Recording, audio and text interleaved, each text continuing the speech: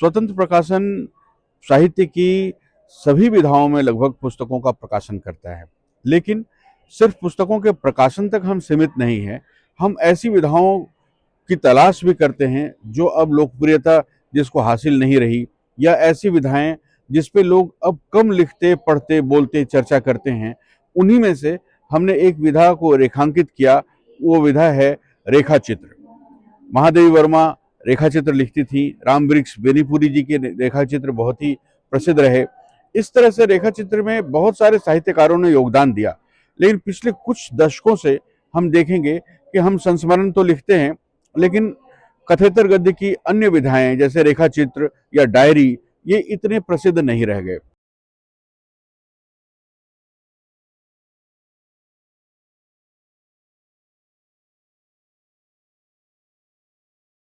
तो इस बार विश्व पुस्तक मेला 2026 में हम रेखा चित्र विधा को एक तरह से फिर से पुनर्जीवित करने का काम कर रहे हैं।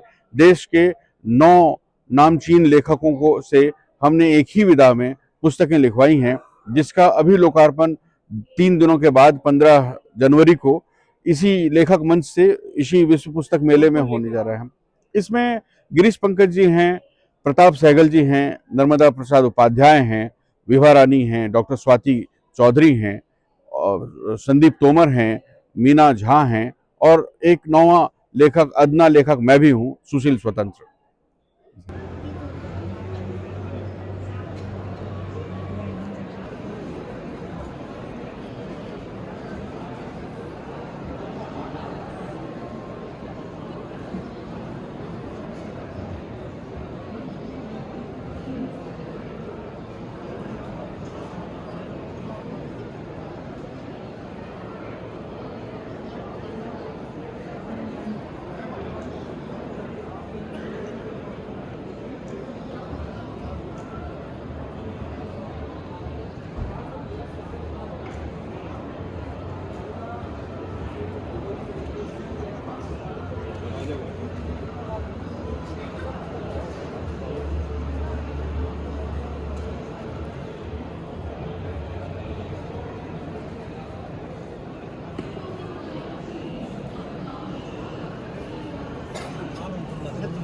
स्वतंत्र प्रकाशन का गठन हमने इसीलिए किया था कि जो नवोदित रचनाकार हैं, जो लेखक हैं, जो बर्डिंग ऑथर्स हैं, उनको एक प्लेटफॉर्म दे सकें और हम उनकी किताबों को प्रकाशित करें।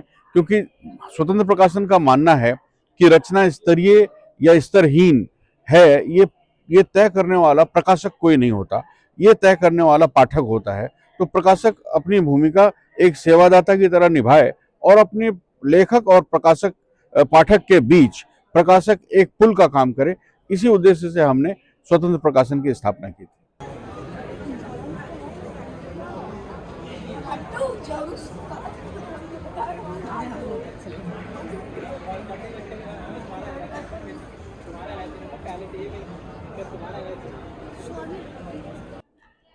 देखिए, भाषा तो किसी को किसी रचनाकार की अख्तियार करनी नहीं चाहिए, ऐसा मेरा व्यक्तिगत मत है। हर रचनाकार की अपनी भाषा होती है, और भाषा तभी समृद्ध भी होती है जब उसको हर रचनाकार अपने तरीके से अपनाए और अपने तरीके से परोसे। तो मैं ये मानता हूँ कि भाषा में जितनी विविधता है, जितने प्रयोग हैं, उन सब का स्वागत होना चाहिए। और लिखने वाले की भाषा, संप्रेषण की भाषा तो होनी ही चाहिए, साथ साथ उसकी अपनी मौलिक भी भाषा होनी चाहिए, जिसकी बहुत ज़्यादा कमी है। कई बार आपने देखा होगा, जैसा कि अभी आपने अपने प्रश्न के दौरान कहा, कि लोग एक दूसरे की भाषा की नकल करते हैं या उसके लेखन में, उनके लेखन में दूसरे रचनाकार के लेखन का प्रभाव झलकता है। मुझे लगता है कि इससे रचनाकार को बचना चाहिए और भाषा हमेशा नितांत मौलिक ही होना चाहिए।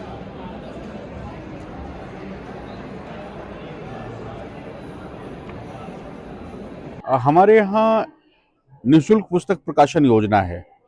निःशुल्क पुस्तक प्रकाशन योजना में हम प्रतिवर्ष ऐसे पांडुलिपियों को आमंत्रित करते हैं, खास करके उनके लिए जो आर्थिक रूप से पुस्तक प्रकाशन के खर्च को नहीं उठा सकते, या फिर ऐसे लेखक जो पुस्तक को लिखते तो हैं लेकिन पुस्तक के प्रकाशन को वो अपना काम नहीं मानते, वो प्रकाशक का काम मानते हैं। तो हम इस तरह के पांडुलिपियों को चयनित करते हैं और निःशुल्क पुस्तक प्रकाशन योजना में उन पांडुलिपियों को प्रकाशित करते हैं। उसमें रचनाकार को एक भी शुल्क दे नहीं होता, हम अपनी तरफ से उसको प्रकाशित करते हैं और उसको उसका वितरण करते हैं।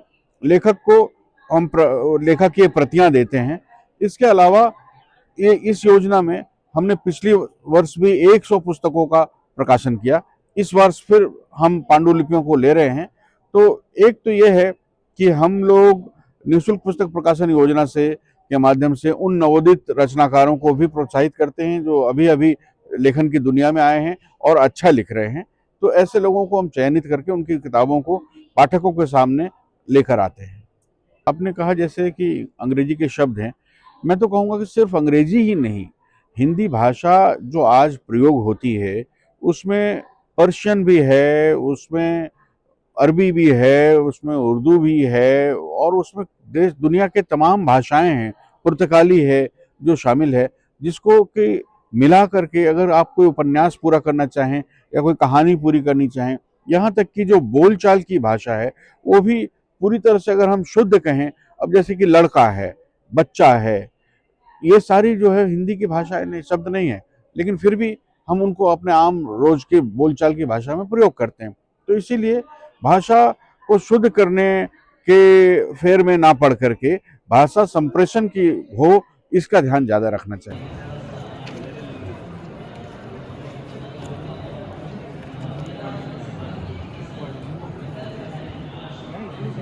कि जिस भाषा में लोग पढ़ते हैं या बोलते हैं उसके व्याकरण को जानते हैं या नहीं जानते हैं, ये बहुत ही मौलिक सवाल है। लेकिन मैं तो आपसे ये कहूँगा कि आपने तो बच्चों से पूछा, आप बड़ों से पूछें, यहाँ तक कि कुछ रचनाकारों से भी पूछें तो वो ये नहीं बता पाएंगे कि कितने स्वर और कितने व्यंजन हैं। उसकी जो मुख्य वजह है वो यही है कि हम जिस तरह से अपने विद्यालयों में पढ़ाई पढ़ते हैं या जिस तरह से हमारे समाज में शिक्षा को ले जाया जाता है, शिक्षा नौकरी पाने का एक जरिया है। नौकरी मिल गया, प्रमाण पत्र उस नौकरी के काम आ गया, बस इतना ही बहुत है। शिक्षा शिक्षित करने के लिए या ज्ञान को हासिल करने के लिए अगर आए तब तो बात अलग है। इसी तरह से आप अगर किसी से ये पूछें कि आपको वंदे मातरम पूरी तरह से आता है या नहीं आता है, या जन गण मन पूरा आता है या नहीं आता है, तो आप इसी तरह से निराशा आपके हाथ लगेगी। उसकी वजह यही है कि हमने इन चीज़ों को उस तरह से महिमा मंडित नहीं किया जिस तरह से करना चाहिए। शिक्षा मानव जीवन में नम्रता, विनम्रता, जीवन को जीने की जो जीवन मूल्य हैं उसके लिए होनी चाहिए, ना कि नौकरी प्राप्त करने के लिए। यही मुख्य वजह है जो मैं समझता हूँ।